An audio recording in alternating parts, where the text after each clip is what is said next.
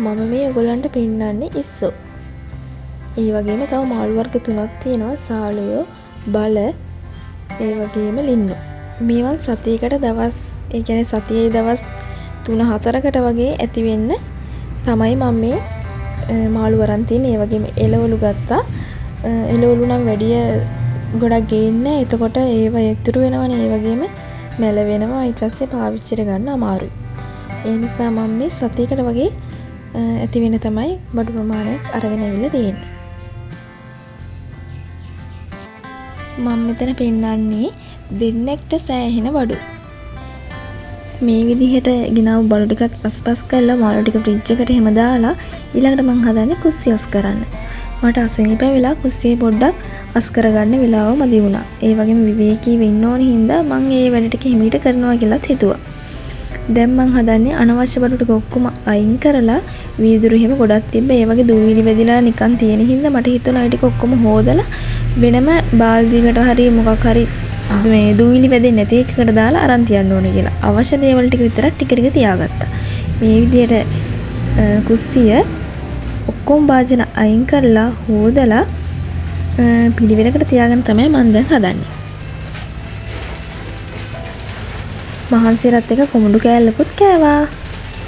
ඊට පස්සේ මේ පේන්නේ මං අස් කරගත්ත කුස්සිය.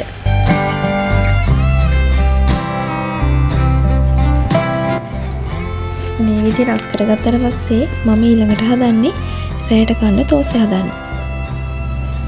ඒකත් බලන්නකෝ.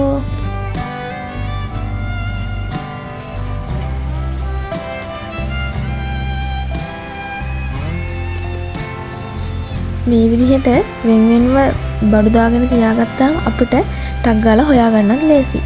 මේ තමයි තෝසෙ කන්න මං හදපු හොද්ද. මේකට එළවලු වර්ග දාලා තියෙනවා. ඒ වගේම මං ඉස්සොත් එකතු කරගත්තා.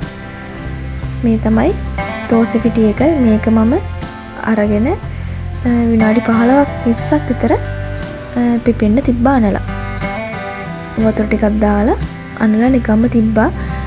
පිපිලා ඉවරනාට පස්සේ තමයි ලුණු එකතු කරගත්තා. ඊට පස්සේ ටෙම්පරාදු කරගත්තා.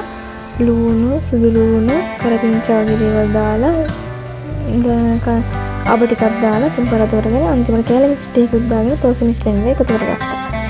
ඊට පස්සේ මම තෝසෙ ටික මේ හදාගෙන යන ගමන්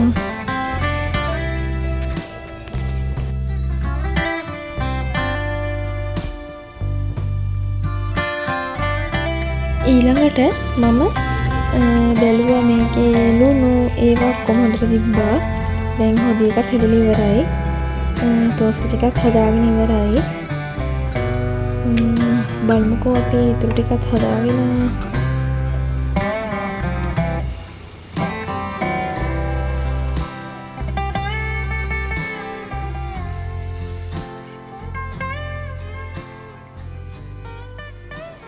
දැන් මම තෝසෙ ටිකක් හදාගෙන ඉවර වෙන්න ළඟයි.